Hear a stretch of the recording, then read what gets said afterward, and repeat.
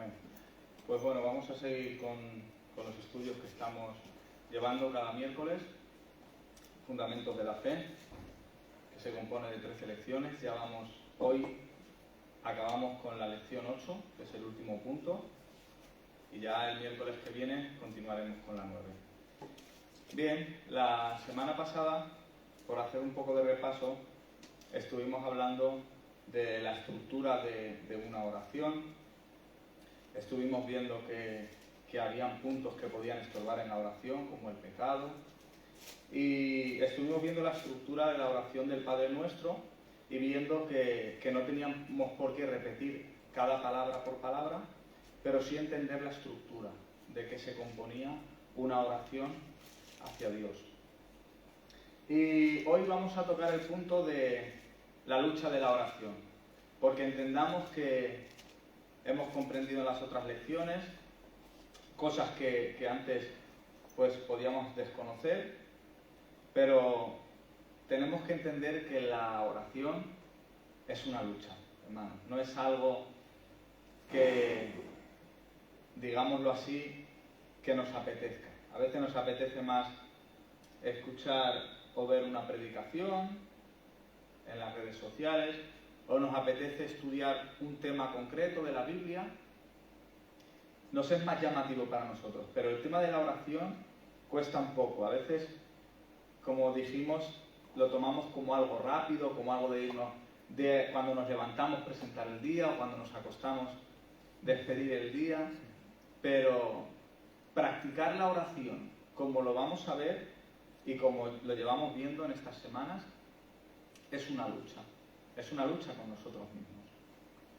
Entonces, bueno, el primer punto que vamos a ver es que la oración puede ser un trabajo difícil, pero no debemos cohibirnos de orar, no debemos dejar de orar aunque requiera sacrificio por nosotros mismos. Vamos a tocar bastantes textos, entonces si tenemos Biblias los podemos ir viendo. Y repito, aunque sea un trabajo duro, no debemos dejar de orar. Amén. Entonces, por ejemplo, en el Evangelio de Lucas, capítulo 6, versículo 12, vemos que dice así las Escrituras. En aquellos días, él fue al monte a orar y pasó toda la noche. ¿Cuál es el contexto de esto? Eso fue la noche antes de la elección de los 12 discípulos. Entonces, aquí vemos cómo Jesús le da la importancia suma de que la decisión que va a tomar tiene que estar basada antes en oración. ¿Por qué? Porque ¿qué dijimos que era la oración? La oración dijimos que Dios nos habla a través de las Escrituras, pero nosotros hablamos con Él a través de la oración. Pues Jesús se pasó toda la noche orando antes de tomar una decisión que era elegir a los 12 apóstoles. Entonces vemos que es importante y es un trabajo duro, porque ¿quién de nosotros antes de tomar una decisión importante, aunque sepamos que es muy, muy, muy importante, pasamos toda la noche orando? Yo no. Pero el Señor Jesucristo, al cual debemos imitar, así lo hizo. Amén. Entonces es un duro trabajo. Es un duro trabajo. Vemos también, por ejemplo, a Jesús en el libro de Lucas, el Evangelio de Lucas, capítulo 22, versículo 44, dice: y estando en agonía, oraba más intensamente, y era su sudor como grandes gotas de sangre que calan hasta la tierra. Entonces, aquí vemos cómo Jesús, estando en agonía, oraba más intensamente. ¿Qué quiere decir? Que aquí vemos que no depende de nuestra situación o de nuestra circunstancia, no depende si debemos orar o no, porque Jesús, estando en agonía, oraba más intensamente. Eso si lo trasladamos, si nos lo aplicamos, Es un trabajo duro, hermanos, que nos encontremos no en la situación de Cristo, porque eso solo lo pudo hacer Él y pasarlo Él, esa agonía, porque sabemos que era la anticipación de la crucifixión por nuestros pecados, pero estando en agonía, ¿cuántas veces podemos encontrarnos en agonía? Muchísimas veces. Si lo aplicamos a nuestra vida de una forma práctica, ¿cuántas veces nos encontramos en agonía? Muchísimas veces, en muchísimas circunstancias de nuestra vida. Pero en esa situación, ¿oramos más intensamente? ¿O dejamos de orar y buscamos la solución a esa agonía de otra manera o viéndolo? Jesús oró más intensamente. Entonces, para nosotros es un duro trabajo eso. Es algo que debemos practicar, pero hay un dato, y es que estuvimos diciendo que el Espíritu Santo mora en nosotros. Hay veces que hacemos una distinción un poco extraña y a veces no la hacemos, por así decirlo, con maldad, pero decimos, rogamos que el Espíritu Santo descienda o que el Espíritu Santo tome el lugar. Y así es, porque Dios, o sea, el Espíritu Santo es una de las personas que componen la deidad de Dios, pero el Espíritu Santo mora en usted y en mí. Entonces, cuando estamos, por ejemplo, aquí reunidos, el Espíritu Santo, claro que está aquí, porque lo llena todo en todo, pero el Espíritu Santo mora en nosotros.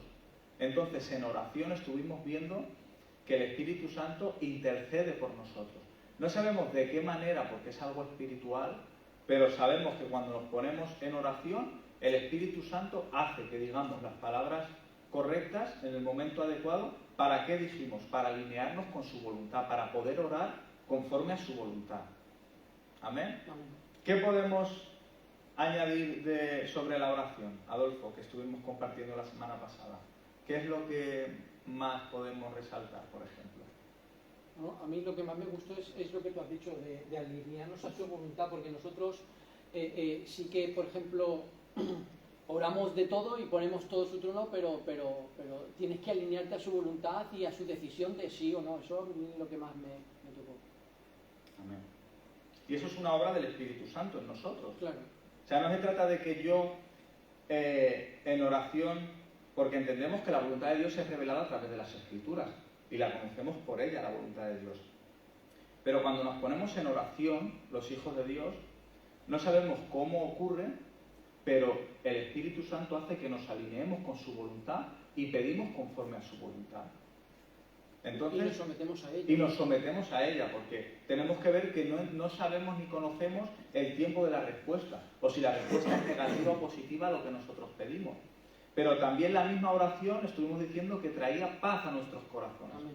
Entonces, esa espera, que no sabemos cuánto tiempo va a ser, causa en oración paz en nosotros. Amén. Entonces, lo que tenemos también que ser conscientes es que, como dice Colosenses 4:2, debemos perseverar en oración. Es algo que no podemos desfallecer. Dice Colosenses 4:2, dice, perseverar en la oración, velando en ella con acción de gracias. Entonces, se dice que perseveremos y velemos en ella con acción de gracias. Es lo que estuvimos diciendo. Entonces, yo persevero en la oración, pero también velo en ella. ¿Qué quiere decir? Que continúo en ese constante mantenimiento en el espíritu de que yo he orado, pero mantengo mi fidelidad a Dios. Pero sigo siendo agradecido, porque dice con acción de gracias. Así que, aun cuando nos veamos frustrados, desalentados, nos podemos acercar a Dios. Porque a veces miramos que estemos... Es que esto ocurre muchísimo. Vemos nuestra situación y vemos que dependiendo de nuestra situación, así va a ser la respuesta de Dios o así nos vamos a sentir cuando oremos a Dios. O sea, buscamos, ahora no estoy bien, no me voy a poner a orar porque no estoy bien. No estoy bien y tengo... Ya, pero es que entonces estamos desvinculándonos de un medio que es el que nos causa que estemos bien delante de Dios, que es la oración. La oración es una herramienta que debemos utilizar. No debemos tenerlo como, vale, estoy bien, me pongo en oración delante de Dios. No. ¿Por qué? Mira, vamos a poner ejemplos. Vamos a ver, ¿pueden leer el Salmo 13, el versículo 1 y 2?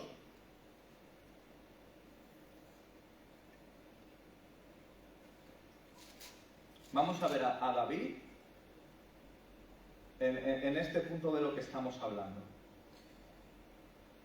¿Hasta cuándo, oh Señor, me olvidarás para siempre? ¿Hasta cuándo esconderás de mí tu rostro? ¿Hasta cuándo he de tomar consejo en mi alma, teniendo pesar en mi corazón todo el día?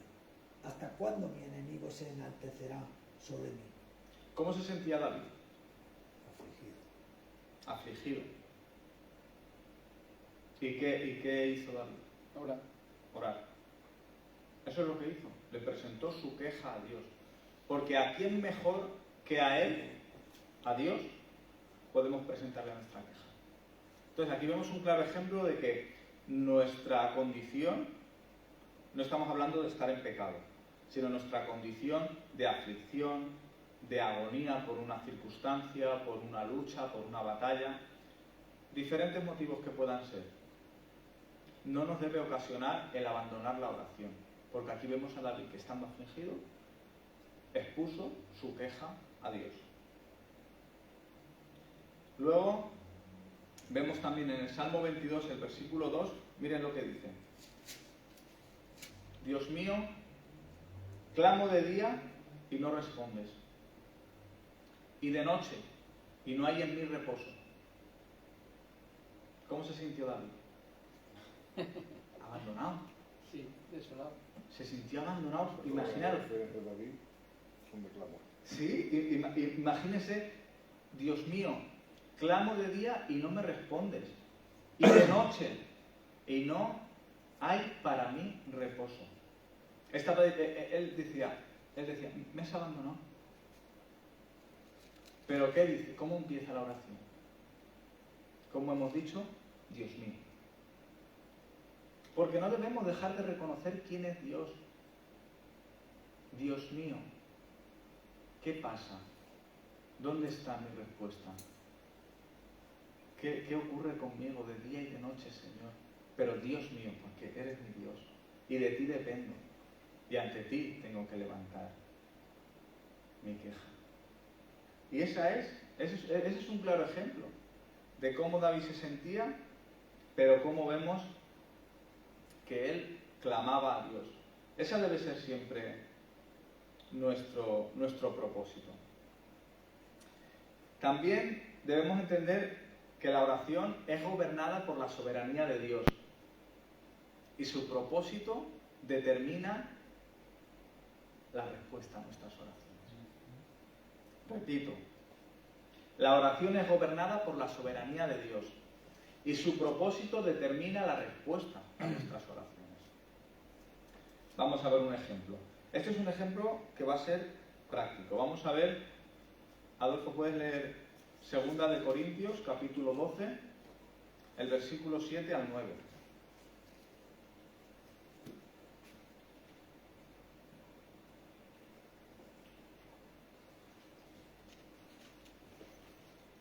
Segunda de Corintios 12, ¿qué? 12, versículos 7 al 9.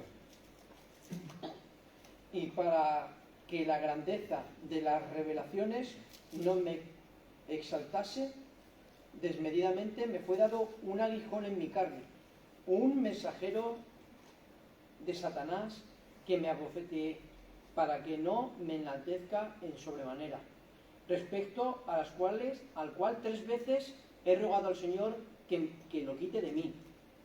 Y me ha dicho: bástate mi gracia, porque mi poder se perfecciona en la debilidad. Por tanto, de buena gana me gloriaré más bien en mis debilidades, para que repose sobre mí el poder de Cristo. Amén. Entonces, ¿por qué causa oró Pablo? ¿Cuál fue la causa por la que Pablo oró? A lo mejor por una enfermedad. Porque Bueno, no hay- en sí la desconocemos, pero ¿qué es lo que nos dicen las Escrituras?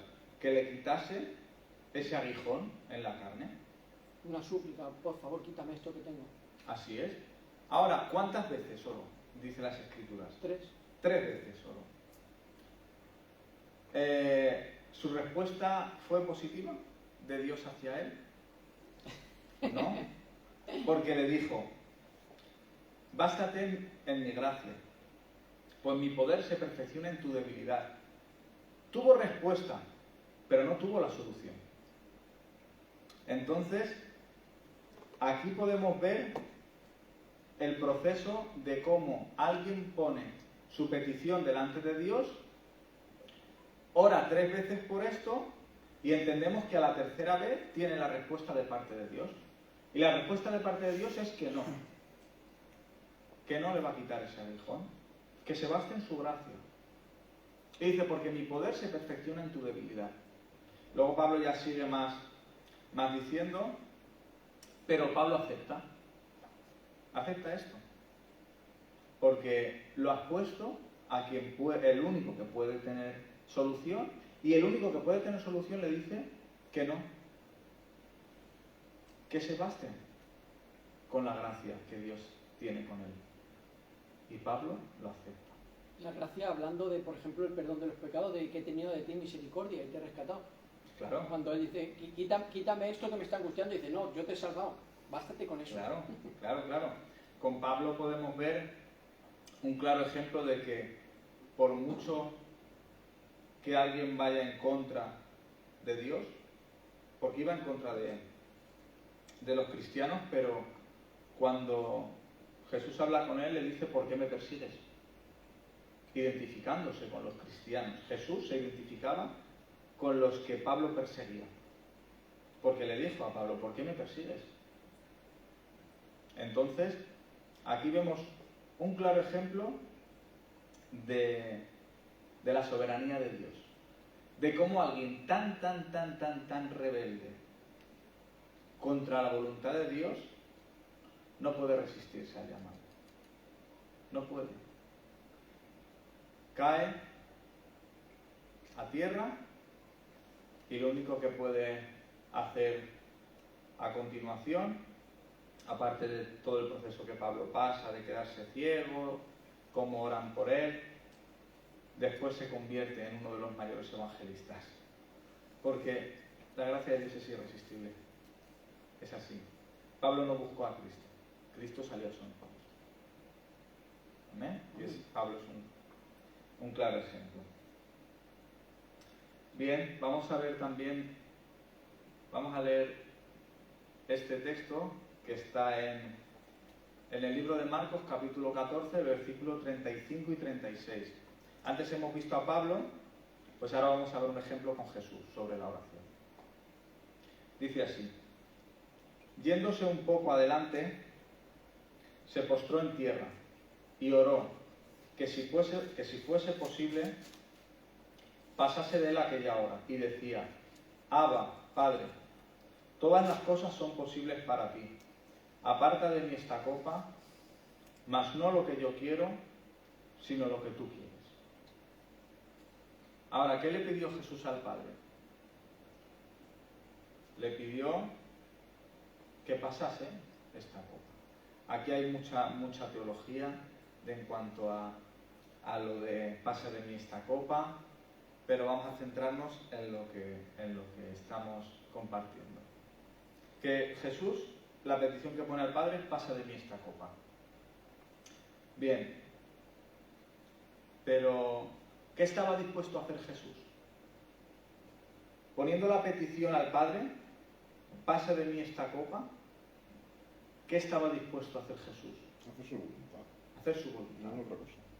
Amén. Entonces, como estamos hablando de doctrina práctica, que es la oración, llevándola a la práctica, ¿qué podemos aprender de Cristo en la oración?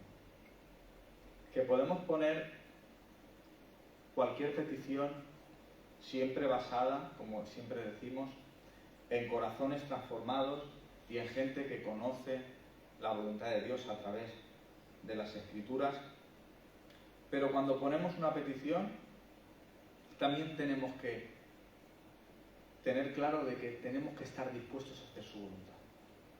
¿Y cuál va a ser su voluntad? La respuesta que nos dé, o la respuesta que tengamos en el momento adecuado y puesto por Dios. Entonces, Jesús dijo, pasa de mí esta copa, pero no se haga mi voluntad, se haga la tuya.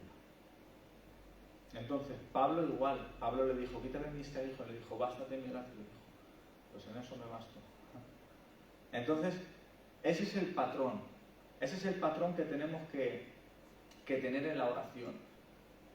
Petición, dispuesto a someternos a su voluntad, pero también esperar con paz, esperar con que lo que Dios quiera para nosotros siempre va a ser lo correcto y siempre va a ser lo mejor.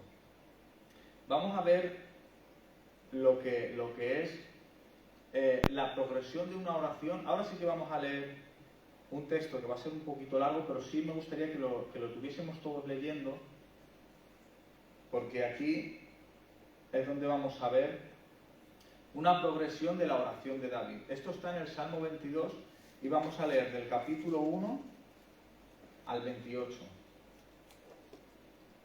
Carlos, y si puedes leer, lo lees en alto, ¿vale? Salmo capítulo 22, versículo 1 al 28. ¿Leemos 3 versículos cada uno? Venga. Vale, empiezo yo. Dios mío, ¿por qué me has abandonado?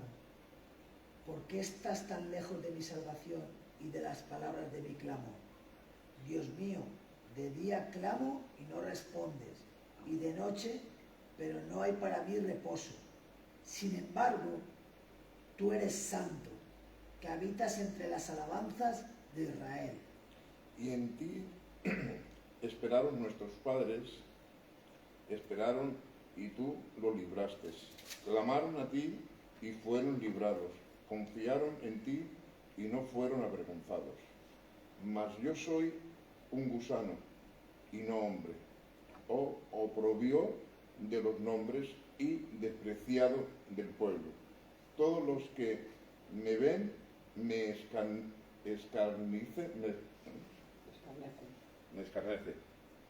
Y estarán en la boca, es que no veo bien, muchachos, perdonad,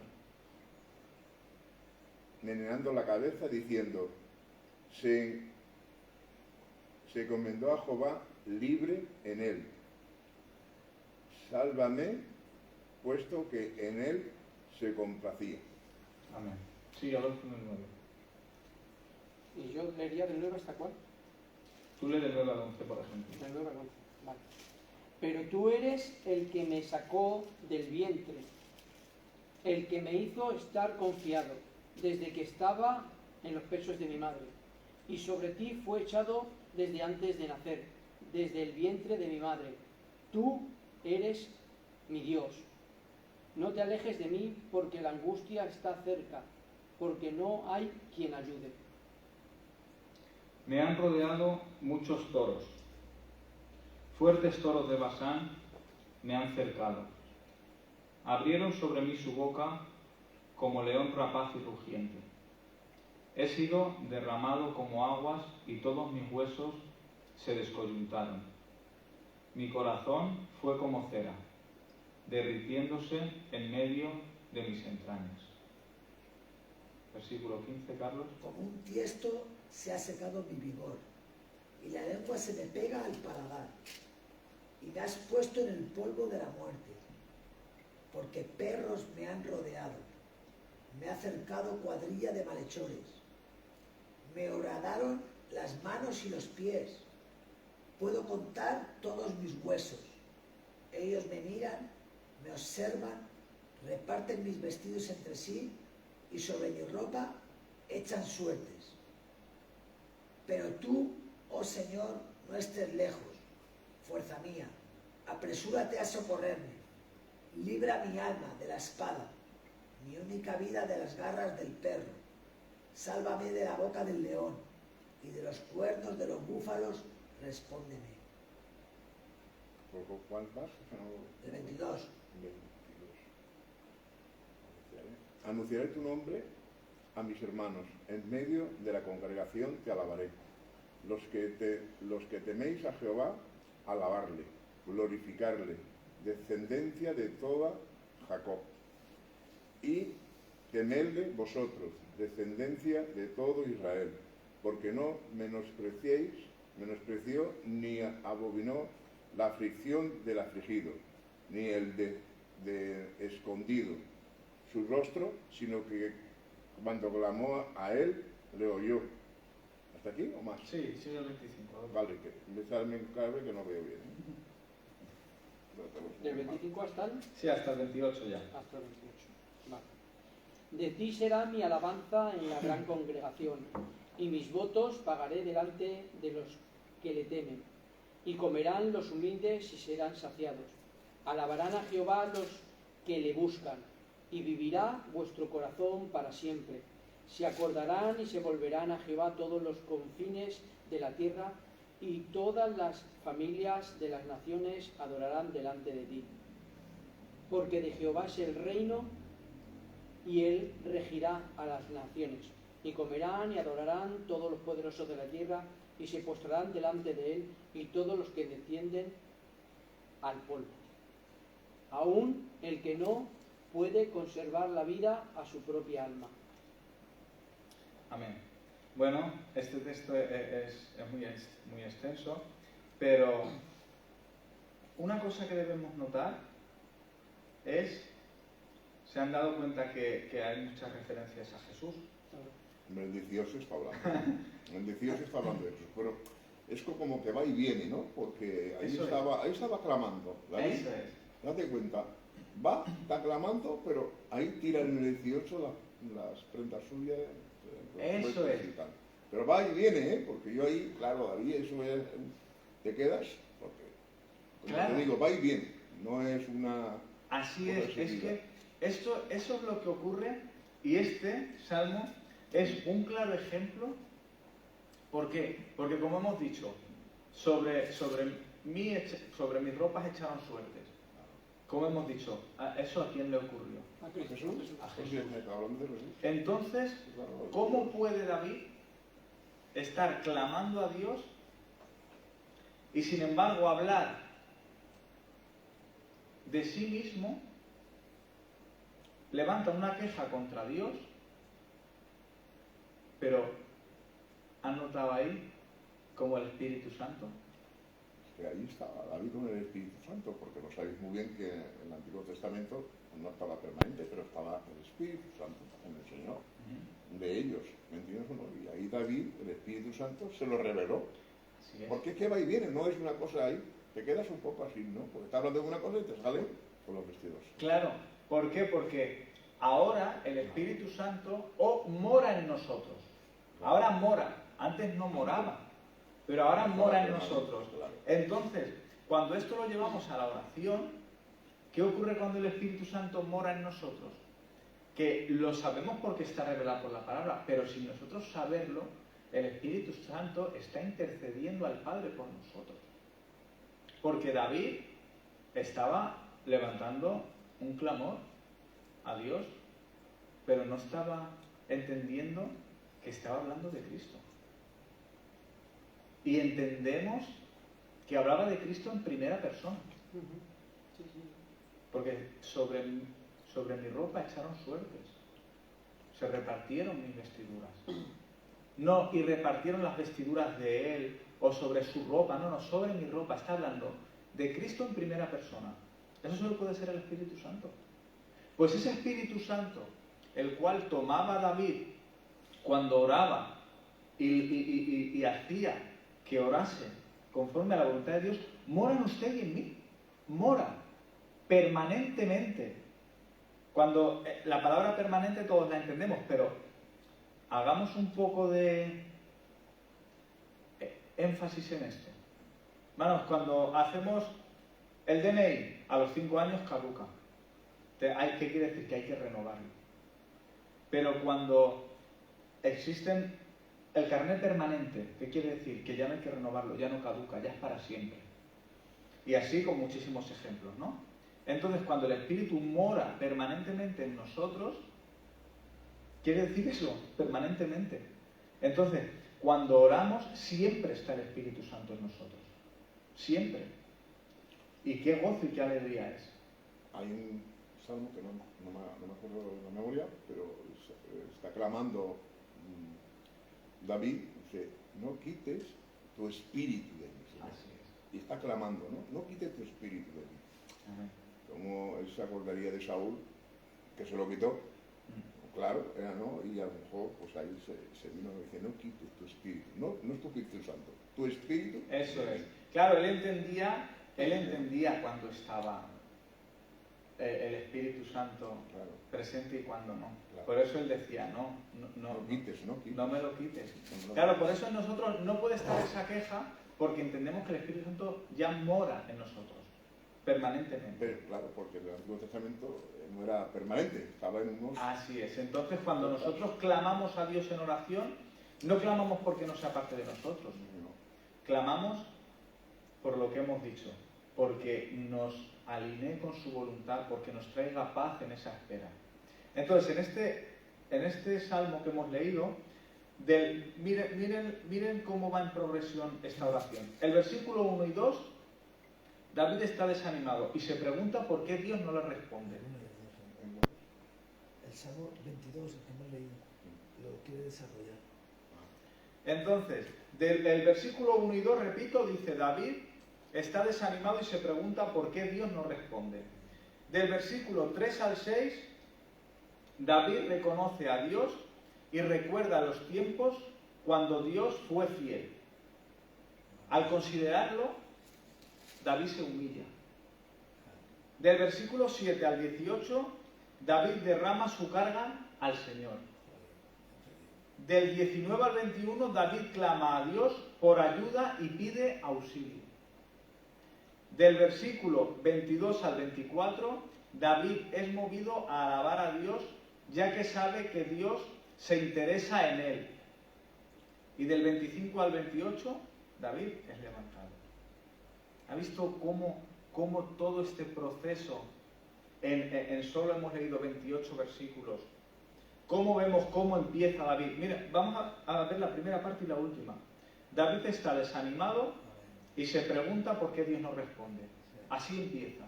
Y mira cómo acaba. David es levantado. ¿Por qué? ¿Por qué ha ocurrido todo esto? Porque David se ha puesto a orar a Dios. David se ha puesto a aclamar, se ha puesto a recordar los tiempos en que Dios le era fiel. Ha puesto y dice, y David se humilla al reconocer esto. Entonces, David pone su carga ante Dios. Es como que pone todas sus quejas delante de él. Es que esto y esto. Pero le pide ayuda. Le dice, auxilio, socorro. Porque son todos estos procesos los que nos llevan en oración. Es que queremos pasar por alto medios que Dios ha establecido. Hay medios que Dios ha establecido, a veces por ejemplo los denominan como medios de gracia, como es la oración, pero la palabra es un medio que Dios ha establecido como norma de fe y conducta. La palabra, la voluntad de Dios revelada hacia el hombre, no nos la podemos pasar por alto, es inquebrantable. ¿Por qué somos salvos? Por el Evangelio. ¿Dónde se nos ha revelado el Evangelio? En la palabra del Señor, en las Escrituras. La Iglesia está establecida por Dios como el medio por el cual Dios muestra su gloria. Entonces, la oración es otro medio de gracia, el cual Dios lo ha dispuesto como una herramienta para el cristiano. ¿Por qué la usamos tan poco? ¿O por qué la usamos tan mal? Debemos preguntarnos, ¿por qué, Señor, no recurro a ti en oración en todo momento? Porque estuvimos viendo también que la oración era en todo momento. Cuando estábamos alegres, deberíamos orar. Cuando estábamos tristes, debemos orar. Cuando estamos contentos, debemos orar. Felices, enfermos, no importa. Es una conversación con Dios, no como cualquier hombre. Es una conversación con el Dios creador de los cielos y la tierra. Es una conversación con el que, siendo nosotros pecadores, se hizo hombre y salió a nuestro encuentro.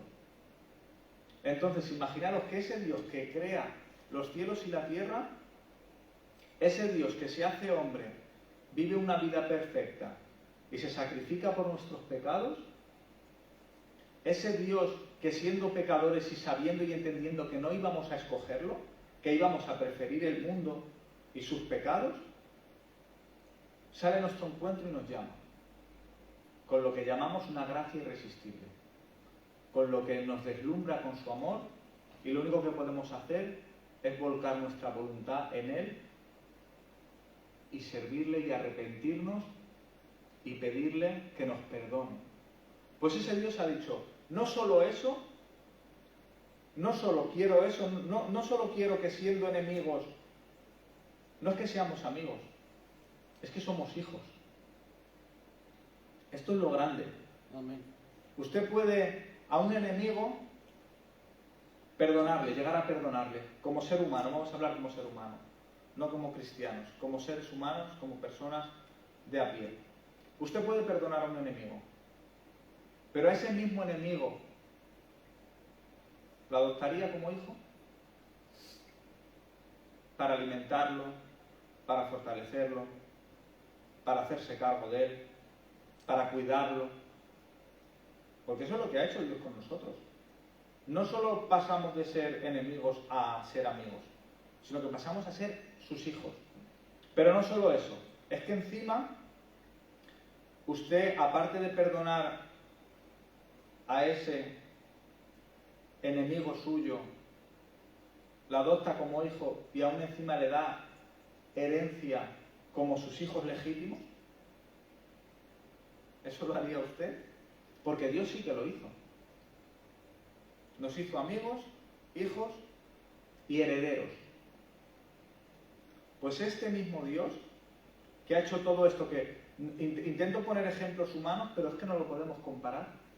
No lo podemos comparar, pero tenemos que poner símiles, ejemplos, para que podamos verlo de una manera gráfica. Pero ese Dios ha dicho, no, pero aparte de todo eso, es que quiero que tengamos una comunión. Y no quiero que tengamos una comunión mística de que, como hacen en algunos sitios, se pongan a meditar con un estilo de música, a meditar con un tipo de hierbas o de... No, está diciendo el Señor que quiere hablar con nosotros, que quiere conversar con nosotros. Repetimos, ¿qué manera es la que Dios ha establecido para tener conversación con nosotros?